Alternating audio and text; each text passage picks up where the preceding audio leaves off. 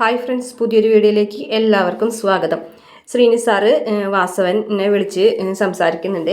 അന്നേരം വാസവനോട് ശ്രീനി സാറ് പറയുന്നുണ്ട്, നിന്റെ മകൻ കാണിച്ച തെണ്ടിത്തരത്തിന് അവൻ ജയിലിൽ കിടക്കാതെ ഞാൻ നോക്കിക്കോളാം എന്ന് പറയുന്നുണ്ട്.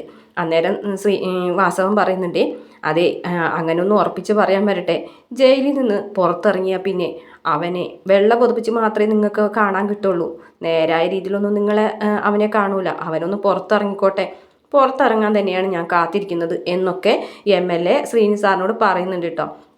അപ്പോൾ വിക്രമിനെ കൊല്ലാനാണ് അയാൾ തീരുമാനിച്ചിരിക്കുന്നത്. ഇതേ സമയം വേദയാണെന്നുണ്ടെങ്കിൽ മഹാദേവൻ്റെ മുന്നിൽ കൈകൂപ്പി പ്രാർത്ഥിക്കുകയാണ്, വിക്രമിൻ്റെ നന്മയ്ക്ക് വേണ്ടിയിട്ടാണ് ഞാനിങ്ങനെ ചെയ്തത്, പക്ഷെ അതാരും മനസ്സിലാക്കുന്നില്ല, ആരോടും തുറന്നു പറയാനൊക്കെ പറ്റുന്നില്ല എന്ന് പറയുന്നുണ്ട്. പിന്നീട് ജോസഫ് ജയിലിൽ വന്നിട്ട് സ്റ്റേഷനിൽ വന്നിട്ട് വിക്രമിനെ കാണുകയാണ്. എന്നിട്ട് വിക്രമിനോട് പറയുന്നുണ്ട്, അനിയൻകുട്ടന് ഇനി ഒരിക്കലും ആ കൈ അനക്കാൻ പറ്റില്ല, ആ കൈ അങ്ങനെ തന്നെ വെക്കാനേ പറ്റുള്ളൂ എന്ന് കേൾക്കുമ്പോൾ ആകെ ഞെട്ടിത്തെറിക്കാണ് കേട്ടോ വിക്രം. പിന്നീട് പട്ടിണി എടുക്കുകയാണ് കമലാമ്മ. ഭക്ഷണമൊന്നും കഴിക്കുന്നില്ല. അതിന് മുമ്പ് ഒരു ദിവസം ഇതുപോലെ പട്ടിണി കിടന്ന കാര്യം നിനക്ക് ഓർമ്മയില്ലെന്നൊക്കെ ചോദിക്കുകയാണ്. അപ്പോൾ പണ്ടൊരു ദിവസം, അതായത് നമ്മുടെ വിക്രം പണ്ട് ജയിലിൽ പോയ ദിവസം കമലാമ്മ പട്ടിണിയൊക്കെ കിടന്നിട്ടുണ്ട്. അപ്പോൾ ആ കാര്യങ്ങളൊക്കെ കമലാമ്മനെ മാഷ് ഓർമ്മിപ്പിക്കുകയാണ്.